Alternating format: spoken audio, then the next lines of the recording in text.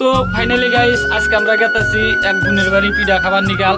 আমার সঙ্গে গেতাছে কে কে গেতাছে আপনি করে দেখাইতাছি।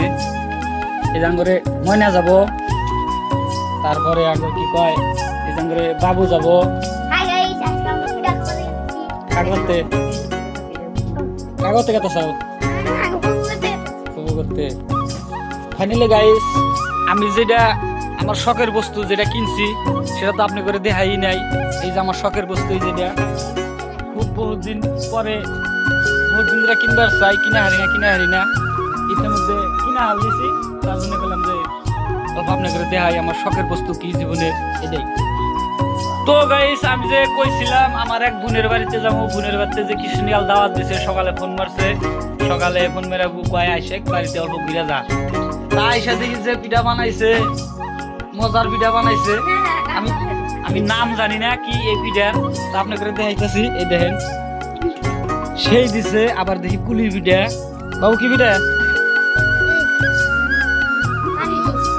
দুধ কুলি। এই দেখেন আমি বলে নাম জানি না, তাও কই হেল দিলাম দুধ কুলি। আরো আছে এই জাঙ্গের ময়না।